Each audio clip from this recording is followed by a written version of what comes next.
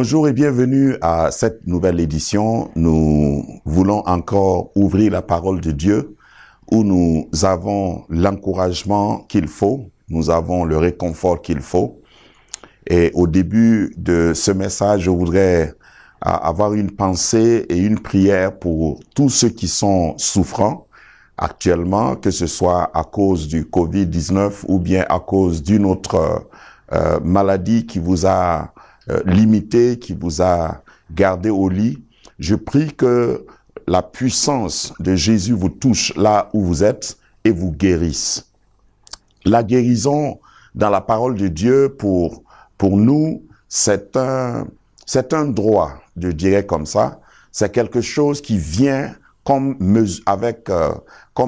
mesure d'accompagnement avec le salut. La Bible dit, Jésus dit, voici les signes qui accompagneront ceux qui auront cru. Les signes qui accompagneront. Donc, nous ne suivons pas les signes, c'est les signes qui nous suivent. Une fois qu'on croit en Dieu, nous pouvons proclamer, prier et déclarer la guérison même lorsque nous serons malades. Le chrétien tombe malade, oui, parce qu'il y en a qui ne le comprennent pas bien. Le chrétien reste un être humain, il reste soumis à tout ce qui est loi de la nature, mais nous avons un recours supérieur à tout ce qui est naturel, à tout ce qui est scientifique. C'est là qu'intervient la prière. La science n'est pas contre Dieu, n'est pas contre la Bible, pas du tout, parce que c'est Dieu qui a donné le pouvoir, les capacités, les facultés à l'homme, l'intelligence à l'homme pour développer la science. La science découvre ce que Dieu a déjà créé dans la nature et dans l'espace. Et dans le jardin d'Éden, si vous lisez, déjà pour parler de ces deux choses qui vont ensemble, Dieu, après avoir créé en parlant le monde, Dieu, après avoir créé le monde, il a planter un jardin. Les deux verbes sont différents, créer et planter.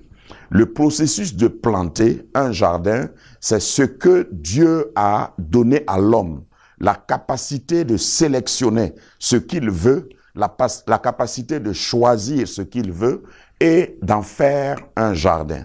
Et vous savez qu'il y a une grande différence entre une forêt et un jardin. La différence principale est que dans le jardin, ne pousse que ce que le jardinier a choisi, que ça pousse. Donc dans notre vie, il nous appartient de choisir ce que nous voulons cultiver. Nous pouvons cultiver la paix, nous pouvons cultiver la bonne santé, nous pouvons cultiver la connaissance, et c'est notre jardin. Donc le fait que nous prions ne veut pas dire que nous rejetons tout ce qui est intelligence, tout ce qui est bon sens. Au contraire, ça c'est même pour certains chrétiens qui pensent que parce qu'on croit en Dieu, on ne doit plus être responsable. Alors par ces temps qui courent, je voudrais donc deuxièmement exhorter même ceux qui prient, même les frères chrétiens, à observer les mesures d'hygiène. Observer strictement les mesures d'hygiène par ce temps de ce virus qui est devenu tristement célèbre dans notre humanité. Il faut observer, il faut faire attention. Faites attention à vous, faites attention à vos enfants qui peut-être ne peuvent pas décider pour eux-mêmes d'abord. Faites attention, même en voulant faire du bien, vous pouvez facilement aller de l'autre côté. Donc, je voudrais encourager chacun de nous à être responsable. Chrétiens, soyez responsables. Qui que vous soyez, soyez responsable. Même dans la prière, il faut être responsable par ces temps qui courent. Donc, je voudrais humblement inviter chacun de nous à savoir que dans la parole de Dieu, il y a une grande place. D'ailleurs, la parole de Dieu, sans l'intelligence, on ne peut pas la connaître. Et c'est Dieu qui nous a créés. Dieu nous a créés à son image. Et l'image de Dieu renferme toute l'intelligence, la capacité de choisir entre le bien et le mal. Donc, que le Seigneur nous rende sages par ces temps qui courent, par les moments que nous traversons, afin que nous puissions poser les gestes qui seront salvatrices, qui seront salutaires pour nous. Que Dieu nous aide à faire la distinction entre certaines bonnes pratiques et certaines pratiques qui sont moins bonnes, qui peuvent facilement nous exposer à la contamination du virus COVID-19. Et je voudrais aborder ensuite, après avoir dit que nous devons être sages, nous devons prier, c'est vrai, mais même dans la prière, nous devons faire attention pour ne pas contaminer quelqu'un. Parce que si c'est la projection de ces gouttelettes, le virus, lorsque vous priez pour quelqu'un, c'est pas nécessaire aujourd'hui, je le dis, je me permets de le dire, c'est pas nécessaire pour vous d'être trop proche de la personne pour prier. Hein? Ça serait dommage que dans nos lieux de prière, c'est vrai que les cultes sont mis sous une certaine restriction, mais peut-être qu'individuellement ou en famille, vous voulez prier, respectez toujours les consignes qu'on a données. Cela n'empêche pas ou n'annule pas votre foi. Mais ceci étant dit, je voudrais parler d'un autre virus. Un virus dont on parle peu actuellement, le virus de la peur. Parce que ce virus fait plus de ravages que le COVID-19. Le virus de la peur. Parce que la peur est un champ fertile pour que quelqu'un ne guérisse même pas, malgré sa foi, malgré les soins. La parole de Dieu dit, ne craignez point, ne soyez pas effrayés, n'ayez pas peur, comme si la peur était une arme de l'ennemi contre nous. La peur désarme. Quand quelqu'un a peur, même dans des compétitions sportives simples, la peur peut désarmer quelqu'un. La peur peut dépouiller quelqu'un de ses moyens de défense. Et dans notre corps, dans notre système, c'est clair et c'est prouvé scientifiquement que quand nous sommes déjà apeurés, nous sommes déjà pris par la peur, il y a certains soins, certains médicaments qui ne vont pas tellement répondre, qui ne vont pas atteindre leur but dans notre corps pendant que nous sommes soignés. Je ne suis pas en train de minimiser la réalité, mais je suis en train de parler de l'autre virus qui fait d'ailleurs beaucoup plus de victimes que le COVID-19 que nous combattons ensemble aujourd'hui par la prière, par la science et par le bon sens. Il faut que si vous êtes dans la situation, il faut que vous fassiez la distinction entre ce qui est généré par la peur, parce que la peur peut paralyser, la peur peut faire que vous allez baisser les bras, et si vous avez peur, on ne pourra pas tellement vous aider, même si quelqu'un venait à votre secours. Et à propos, je voudrais partager quelques références. J'ai dit qu'il y a plus de 365 références bibliques par rapport à la peur, mais j'ai choisi quelques-uns pour que nous puissions réfléchir ensemble en quelques minutes. Donnez-moi encore 5 ou 6 minutes et nous aurons fini. La Bible dit d'abord dans Ésaïe 54, verset 4, il y a beaucoup d'autres références, hein, mais la première mention de la peur dans la Bible se trouve dans Genèse. Genèse, qui est le premier livre, est souvent cité comme là où nous avons toutes les premières mentions. La peur est mentionnée dans Genèse quand Adam a mangé le fruit avec sa femme Ève, et Dieu les a appelés, et c'est Adam qui a dit « j'ai eu peur ». Voilà l'introduction de la peur, la première mention de la peur dans la parole de Dieu. Donc, dans Ésaïe chapitre 54, verset 4, la Bible dit « ne crains pas », c'est-à-dire « n'aie pas peur, car tu ne seras point confondu. Ne rougis pas », ça c'est aussi une manière de dire « n'aie pas peur hein. ». Bon, je note que pour un Africain comme moi, on ne rougit pas quand on a peur. Ne rougis pas, c'est mis pour une autre race, d'autres couleurs. Ne rougis pas, car tu ne seras pas déshonoré. Mais tu oublieras la honte de ta jeunesse et tu ne te souviendras plus de l'opprobre de ton veuvage.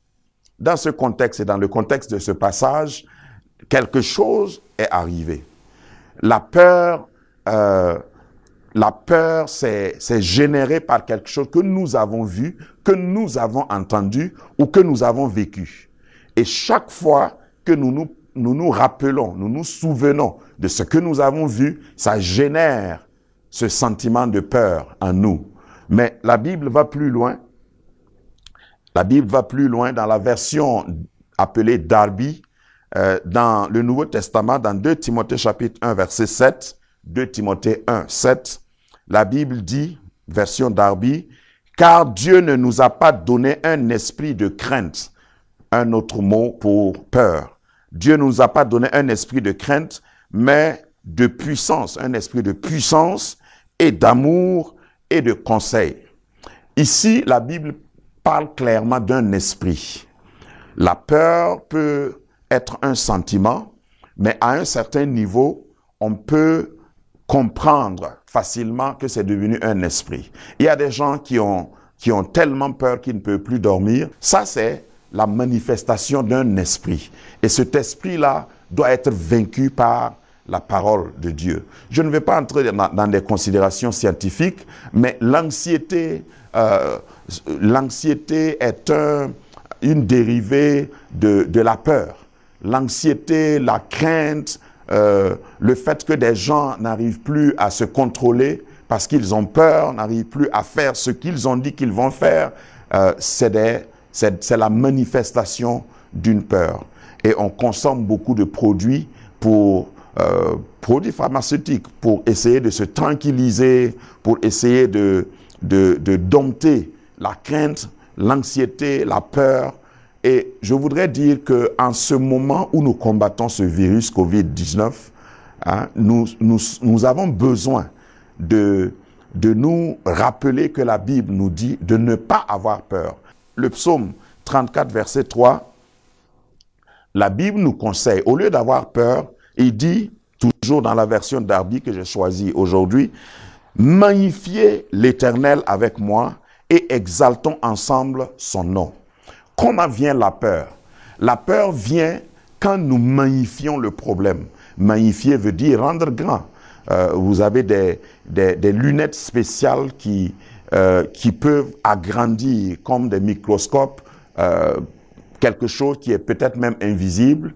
Par exemple, le virus dont nous parlons, nous ne le voyons pas à l'œil nu, mais c'est quand on les met sous des magnificateurs, je ne sais pas si le mot existe même, sur des loupes spéciales que nous pouvons voir clairement.